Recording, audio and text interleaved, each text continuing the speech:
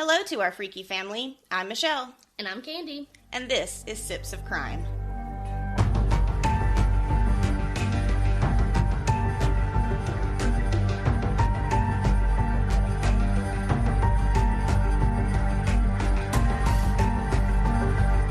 Welcome back, everybody, to Sips of Crime, your favorite true crime podcast. It should be. Hello, everyone. Welcome. We're so excited to have you here. Kandi, what are you doing? What are you up to? How you been? I have been good. Just back to working in the office more than one day a week, so that's lovely. I'm sure you'll hear me talk about it again on the next episode. We should not have to go into the office. I don't deal with paper.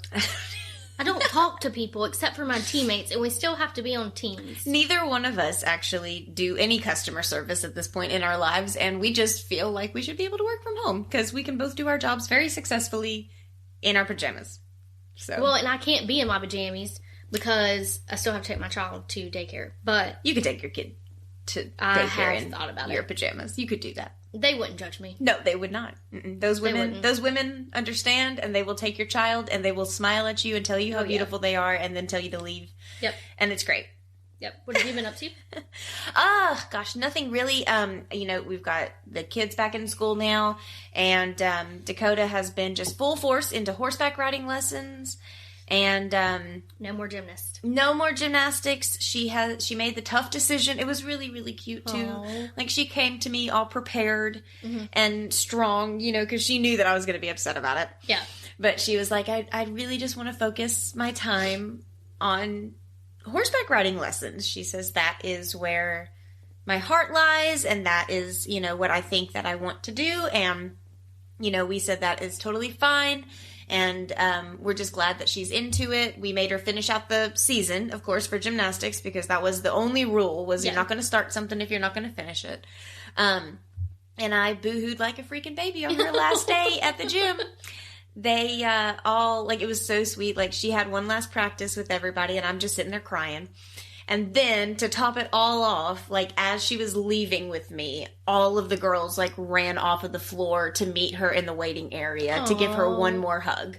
That's goodbye. So and I lost it. My mama heart broke. I lost it. And she might come back to it, though. Well, she wants me to actually take her on Thursday to go and see all of her friends from gymnastics. So I think I'm going to swing her by there and let her see everybody. But she's just been really passionate about horseback riding lessons, and I'm not mad about it. I think that I don't know exactly where she wants to go with it, whether it's barrel racing or maybe it's more show. Yeah. But she's just intrigued beyond measure with these animals, and they seem to like her too, so hope that works. I love it, and I'm going to support her. She wants us to redo her room. She's ready for a cowgirl themed bedroom. No, she's not. Yep, we've been putting together. Oh my goodness, we've been putting together a little Pinterest board. That's super cute. Yes, so we're excited about that. Has Jacob started expressing any interest towards anything, one activity? I know that he's really into all your typical country boy stuff. He loves riding his the side by side and the four wheelers and stuff like that. But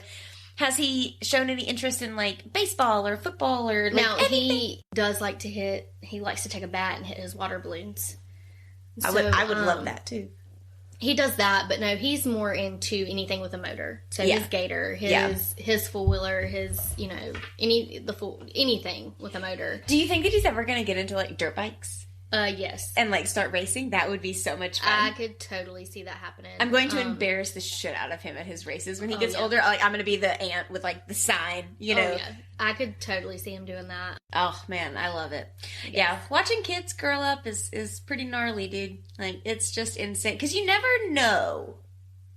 I swear, one of the things that I always talk about is whenever I found out that I was having a girl, the sonographer told me that it was a girl, and I was instantly picturing a mini Michelle. Yeah. Tutus, fairy wings, cheerleader, all that stuff. That is not the child I got. No. At all. And I'm not mad at it. I mean, absolutely. I'm happy that she's... I feel like she still has her really girly side, though. She has a little bit of a girly side, but I do have to kind of fight it out of her. She's getting to the point to where she realizes, if we go to, Christmas dinner, she needs to dress up a little bit, and she likes doing that. She doesn't fight me on, that aspect of it. But, any other place we go, like, she has to wear her tennis shoes because she is extremely, like, she's so worried that she's gonna, like, end up in this impromptu play game station, or, like, there's gonna be a random playground somewhere, and she doesn't have the right shoes for it.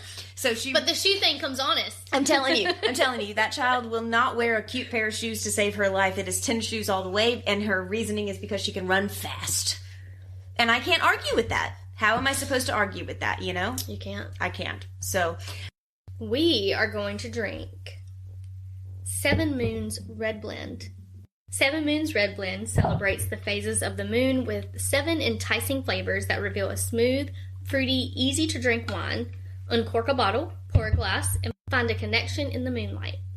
This has notes of dark berry, cherry, raspberry, mocha, baking spice, vanilla bean coffee. we just finished filming our Patreon, and we had some snacks, and now it's time for dessert. Yes. So we're gonna have a little chocolate with our red wine, and of course, if you guys know us at all, it is a Ferrero Rocher. But it's the dark chocolate one, yes. Have you had one of these before? Yes. You have had the... Okay, I wasn't 100% sure. I love the dark chocolate. I like the ones that you can get the variety pack of, like, the coconut, the milk chocolate, and the dark chocolate. I get one of those just about every Mother's Day or every birthday or anniversary. You know, like, that's what my husband grabs for me. He should. Yes. It's the best. They're fantastic. All right. Cheers. Okay, don't get a mocha. This is a really interesting red blend. It's good. It is dry. Not as dry as I thought it was going to be. I was just getting ready to say it's not dry in the sense of it sucking the moisture out of your mouth, but it just has very, very earthy flavors. Yes. It is not sweet, but it doesn't, like, the way that I describe a dry wine is like, you know, we always say sucking the moisture out of your mouth, and it leaves that very distinctive feel. Yeah. This does not do that. It is still a dry wine, and it is still a good red blend, but it has all of those kind of deeper, darker notes. I don't feel like I taste one note more than the other, though. Like, more of a fruity note, for sure. I'm not necessarily, like you said, getting coffee and mocha, but I am definitely getting dark berry. I am certainly getting cherry. And I'm getting spice. Oh, yeah, I'm definitely getting spice. That just made that delicious. Yeah. I feel like any dark chocolate with a red wine is delicious. It brings out those coffee and mocha flavors right there. It's very good. Mm-hmm. If you get this one, it's good by itself, but grab you some dark chocolate. Mm-hmm. It doesn't technically have to be a Ferrero Rocher. For it being a red blend, it does not top some of the other red blends that we've had. I'd say 3.5 for a red blend. I was thinking a 3, so yeah, 3.5 I'm good with. Because like I said, it's not lacking in flavor by any means. No. And I do like the fact that it's not super, super drying in you know, on your palate. I just kind of I do wish that I had some of those mocha notes, though, because I do think... Especially like a mocha vanilla. After having the chocolate with it, I think that if those coffee mocha notes had been a little bit more elevated, this would have been a home run. Yeah, it's more of a berry cherry. Mm-hmm. And now, a quick word from some amazing members of our freaky family. Hello, everybody. This is Liam Collins, the host of the podcast Crime Over Wine, and I'm about to make your Wine Wednesdays so much better. We know that there is nothing better than hanging out and listening to your favorite true crime podcast over your favorite bottle of wine, and that's where we come in. Every week, we share a new head-scratching true crime story while reviewing your new favorite bottle of wine. So your new true crime adventure is waiting for you. Crime Over Wine drops new episodes every Wednesday, wherever you get your podcasts. Cheers to everybody. You have a story for me. So, I do. It's a few stories. A few stories? That's not how we do this. Well, you'll like it. Am I? Am I going to like it? Yes. Okay. So, I mean, I trust you. Tragically, many women are abducted and held captive by murderers, and they're unable to escape their attackers, resulting in their horrifying and senseless deaths. However, some very courageous and lucky women and girls were brave and fortunate enough to survive their close encounters with sadistic murderers and serial killers. I like where this is going. Not just any killers. Some of the scariest serial killers in history, like the Grim Sleeper, the Yorkshire Ripper, Ted Bundy, Robert Hansen. That's only to name a few. So whether it's due to good fortune, remarkable intelligence, or unending determination, or some combination of the three, these women who survived unsurvivable killer scenarios became real-life heroes after their close brushes to death. While these women who avoided being murdered were undoubtedly left with physical, emotional, and psychological scars, they came away from their shocking, scary experiences with some incredible stories of survival. So grab a glass. Grab a friend. And let's dive in. I'm going to tell you about 11 different women. Oh my gosh. Who are survivors. Yes! We needed this.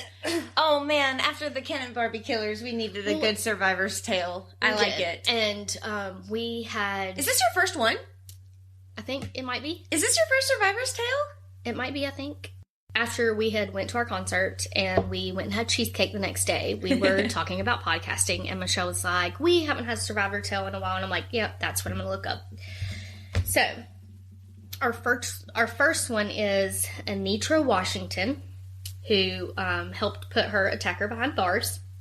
In 1989, 30-year-old Miss Washington was walking to a friend's home in South Los Angeles, California, when she reluctantly accepted a ride from Lonnie Franklin Jr. After he repeatedly offered to give her a lift, he told her, "That's what's wrong with you black women. People can't be nice to you." Not wanting to seem rude or anything like that, she made it a point and got in his vehicle. After making a stop at his uncle's house, Franklin, without warning, shot Miss Washington in the chest. Oh my God. When she tried to flee the car, Franklin told her he would shoot her again. Then Franklin raped Miss Washington in his vehicle while she bled from the wound on her chest, at one point taking a picture of her bloody body. Ugh. After raping the 30-year-old woman 2 times, Franklin simply opened the door of his car and pushed Miss Washington out onto the street. Struggling to remain conscious, Miss Washington managed to get to a friend's house and eventually received the medical attention she needed to survive the attack.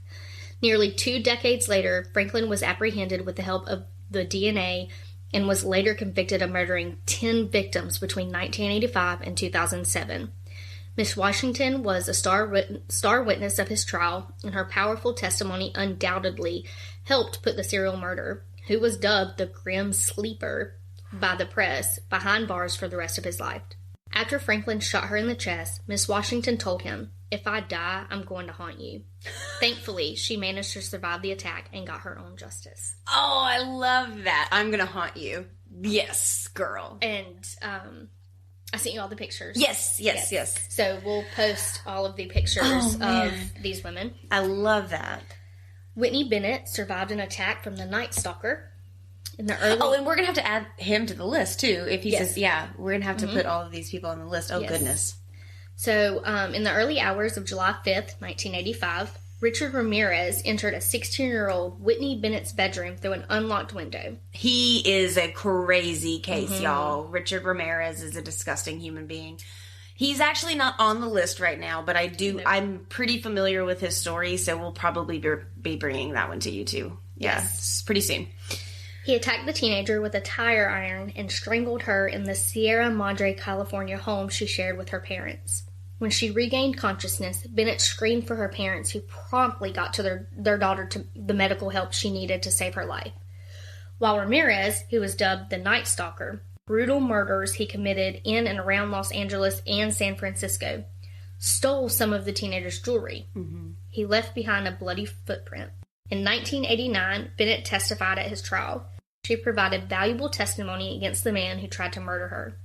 Ramirez was convicted of multiple counts of murder, sexual assault, and attempted murder. While he was sentenced to death, he passed away in 2013 due to complications secondary to B-cell lymphoma. Oh, that's just too bad. Way to go, Whitney.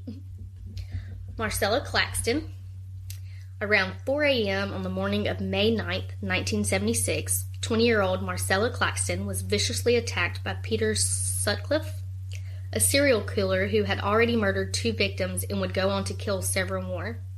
As she was making her way back to her home in Leeds, England, Sutcliffe hit Claxton in the head multiple times with a hammer. Sutcliffe masturbated over Claxton's body, sticking a $5 note in her hand before fleeing the scene.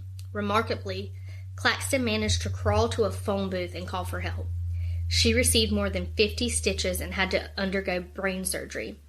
Sadly, she was 4 months pregnant at the time of the attack. She suffered a miscarriage following the horrifying event. After nearly killing Claxton, Sutcliffe, who was dubbed the Yorkshire Ripper by the media, went on to attack and murder several more women. He was finally captured in 1980, and he eventually told police about beating Claxton with a hammer and leaving her for dead. Thankfully, Sutcliffe was given a life sentence for his crimes, while Claxton, who reportedly suffers chronic headaches, blackouts, and the results of a near-fatal attack, went on to become a mother. Oh my gosh. Could you... A tire iron? No, I could not. A hammer? Oh my gosh. Like, just the idea of those items connecting with a person's head, to me, is just... It's rough. Mm-hmm. On a rainy evening in November of 1982, 20-year-old Rebecca Gard was walking home from work in Seattle when she accepted a ride from Gary Ridgway, the Green River Killer. Green River Killer. He is on the list already. While she worked as a telemarketer, Ridgway offered her some money to have sex with him, and Rebecca agreed. At her request, Ridgway showed her his employee ID for the company he worked for, which was painting trucks, before accompanying him to a wooded area to have sex. However, shortly after getting in his truck, Ridgway attacked the young woman, forcing her to the ground and attempting to strangle her. Incredibly, Rebecca managed to get free from her attacker and ran to the nearby home for help, leaving Ridgway behind with his pants around his ankles.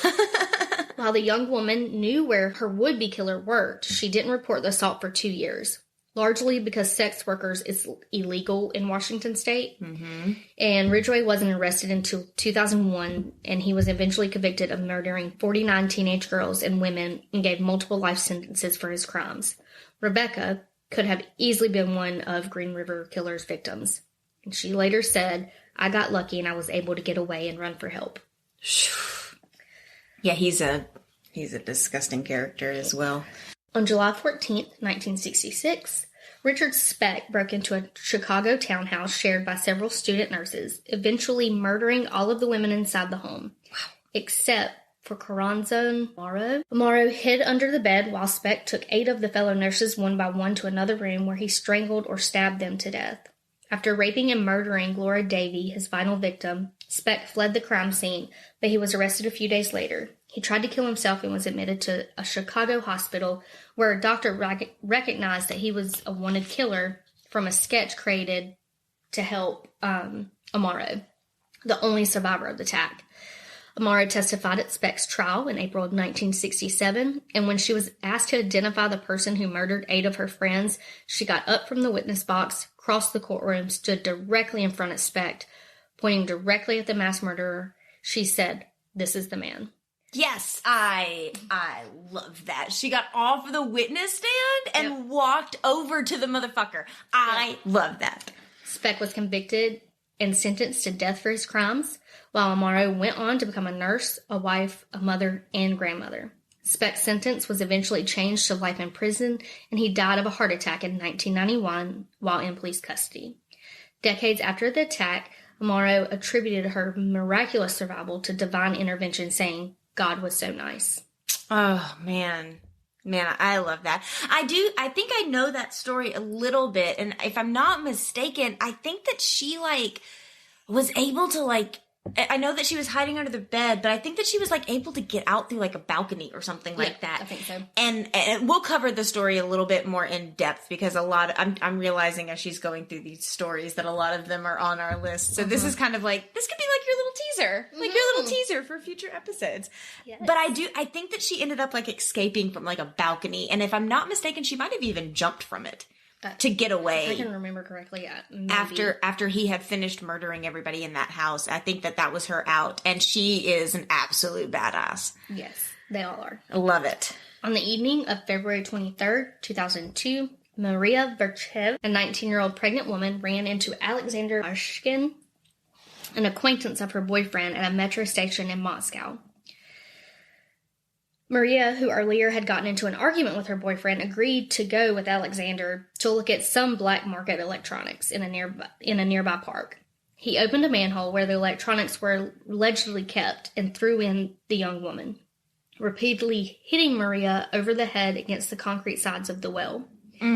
She ended up falling more than 20 feet into a sewage pipe and nearly drowned as she was pulled by the current of the underground system. Oh my God. Eventually, Maria managed to climb up the metal ladder, but she was unable to dislodge the heavy manhole cover. Thankfully, a woman walked by as Maria tried to escape, and she was eventually freed with the help of 2 security guards. I know this story too. Oh my gosh.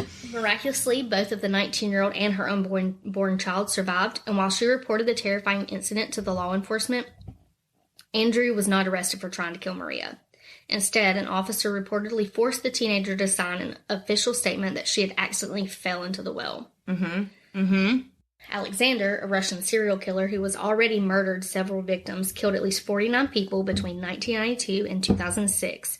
So if he had stopped when he attacked Maria, multiple lives could have been saved in 2007. If they had just not forced her to say that she fell in. Yeah. Pretty much. In 2007, Alexander was sentenced to life in prison for his crimes and was ordered to spend the first 15 years behind bars in solitary confinement. Good.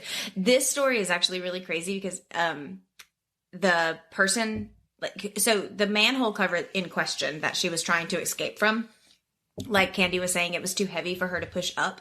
And I mean, she was beaten and bruised and just exhausted, I'm sure, at this point. And so she could not dislodge this manhole cover. So she was sticking her fingers through the holes of it. And somebody at this park sees it. That's crazy. And that's how she, they helped her get this manhole cover off and found her. And it was just a creep. Could you imagine, walking your fucking dog at a park and then seeing fingers coming through, this manhole cover, in the... No. Oh! Man!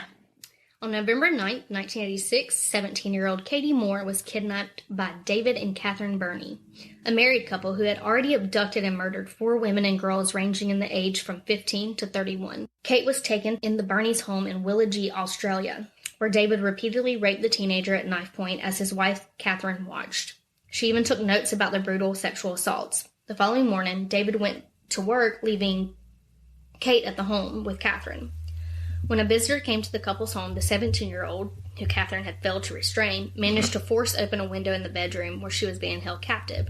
She knocked on the doors of the 3 of the nearest houses, discovering the Burney's neighbors weren't home until she found a man outside of a store who immediately drove Kate to the police station. Oh, man. When Kate later recounted her first night as a captive in the Burney's home, she said, "I had a 200% chance of dying and a 5% chance of getting away."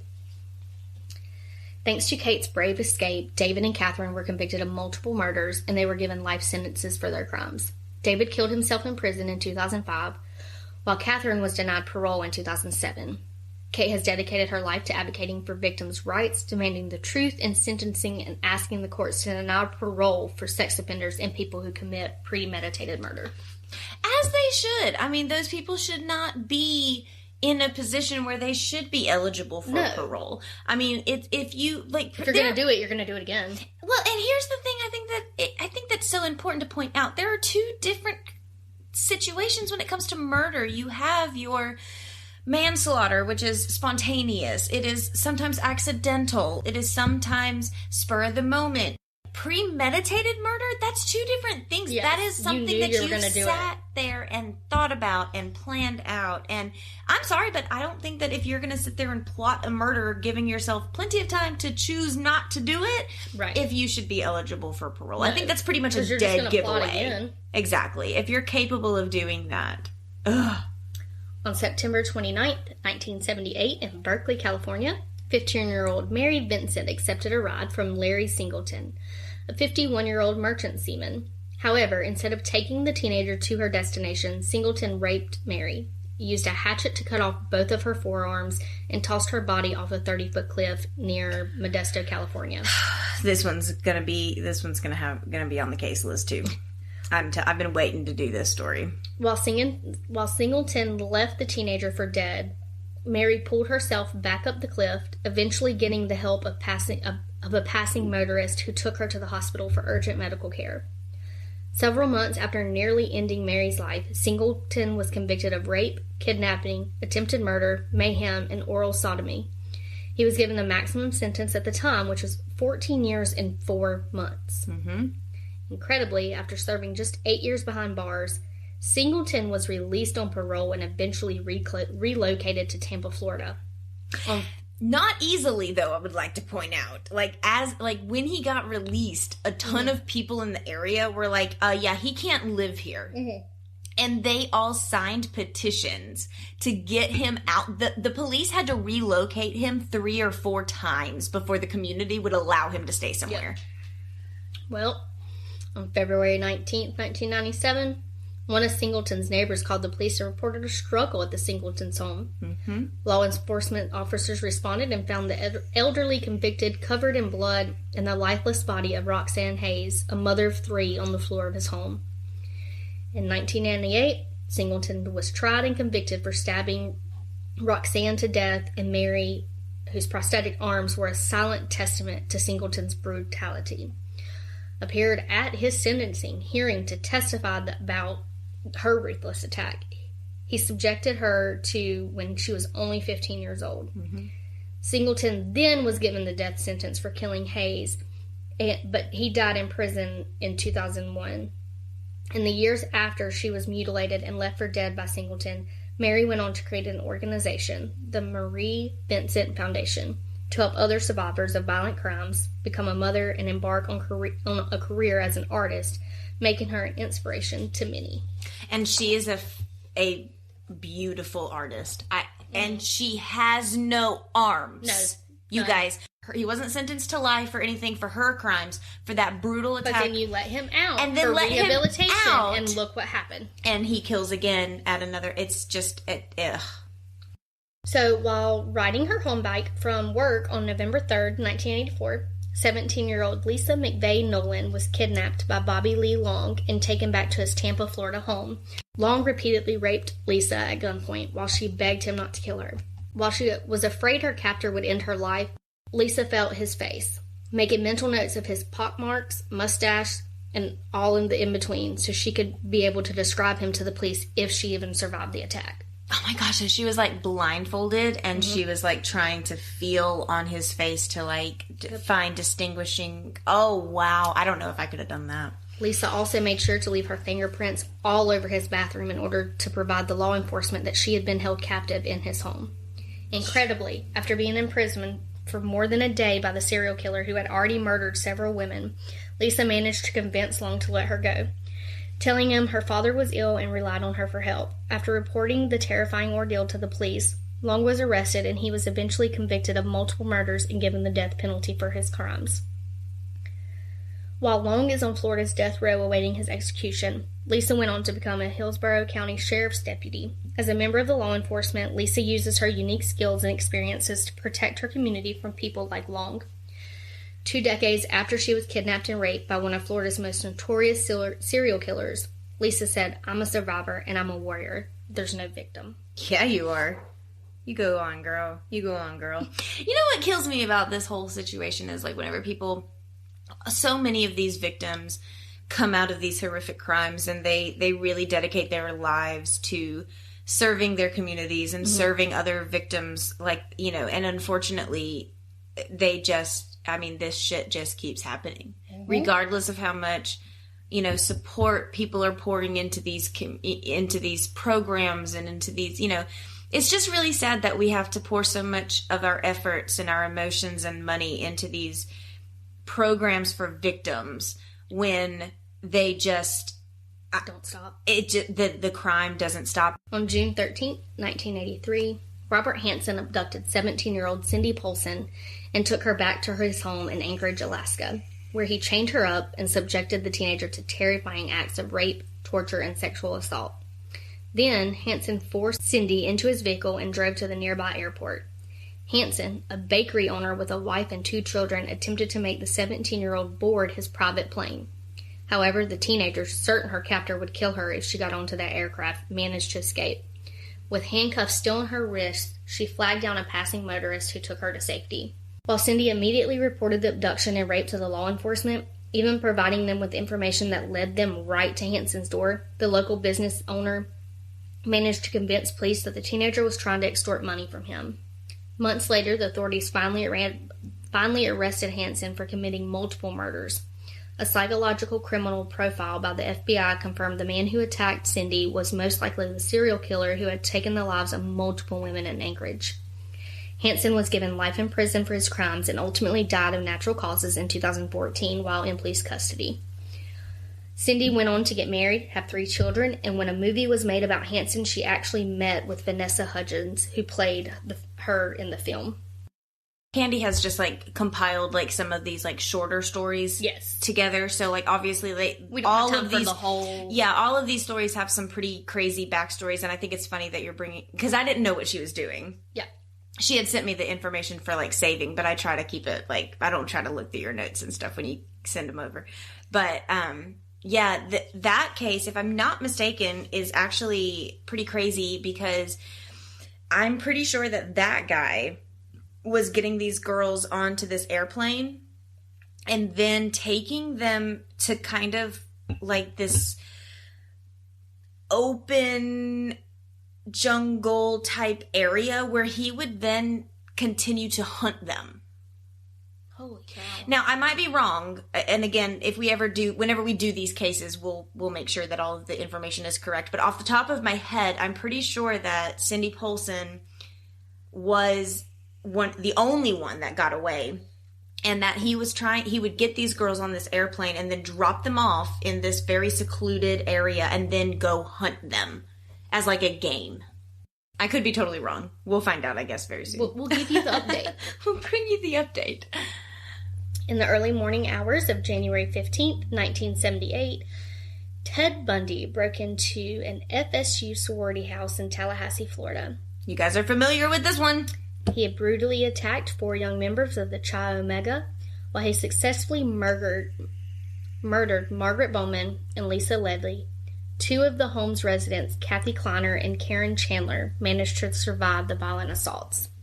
At that point, Bundy was a full-blown serial killer who took the lives of several women in Washington, Oregon, Colorado, Idaho, and Utah before traveling to Florida. Which, if you listen to the last episode, you know that I was reading The Stranger Beside Me, and 3 days before I did my research, this is where she was. Oh my gosh. So, yeah, I was like, okay. What are you doing? What are you doing, world? However, Bundy's reign of terror wasn't over.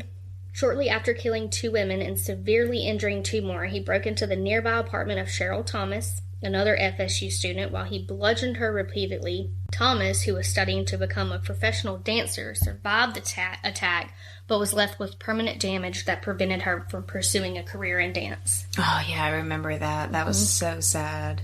Bundy went on to kill his final victim, 12-year-old Kimberly Leash, in the Lake City, Florida, before he was apprehended on February 15, 1978. He was initially pulled over by an officer in Florida for driving a stolen vehicle. Bundy was eventually convicted of multiple murders and given the death penalty.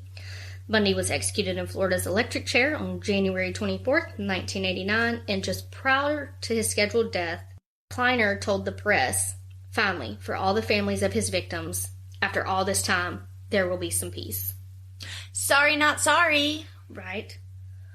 While 3 of Bundy's surviving victims were left with physical, emotional, and psychological trauma from the assaults, they suffered at the hands of one of the most notorious serial killers.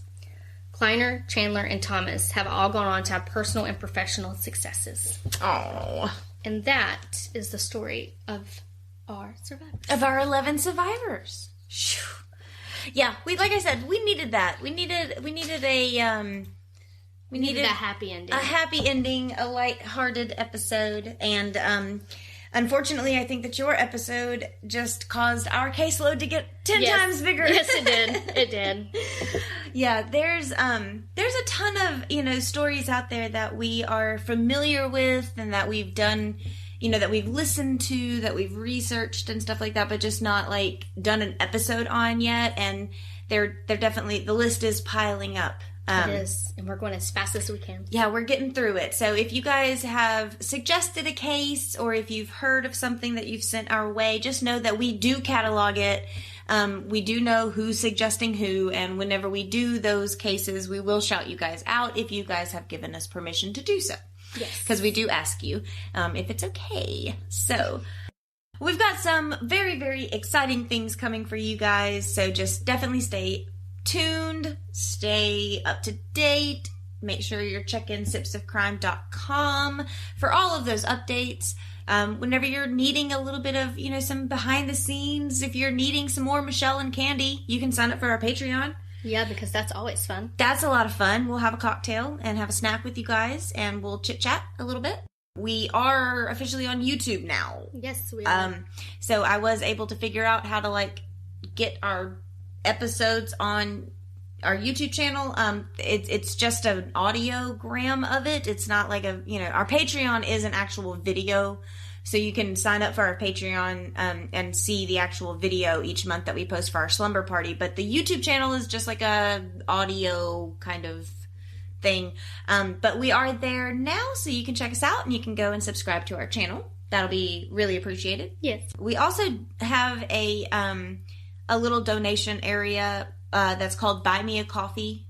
And you can just go in there and donate a couple of dollars if you feel so inclined. Obviously that's not necessary. By donating to Buy Me a Coffee, that doesn't get you anything extra. It doesn't have any extra content or anything for you. You're not signing up, and it's not monthly. It's just you can just go in and, if you're feeling sorry for us, just you can get us the coffee. Throw us a couple of dollars and just, that'll buy us a coffee and keep us sane. So, or maybe it'll buy us some wine. Maybe I can change it to buy me some wine. Buy me some wine. Wine or coffee, either one. Either way. But we love you guys so much, and we will continue to bring you as much content as we possibly can, and keep sending in those suggestions. Other than that, I think that's all the business that we have today, and that concludes our very riveting recording day. It has been very busy. Been a busy day. So we're super, super excited to have you guys along for the ride, and we will talk to you guys in 2 weeks. Bye! You can join our freaky family at sipsofcrime.com, where you can sign up for our monthly slumber party Patreon and follow us on social media. Thanks for listening. Stay alive.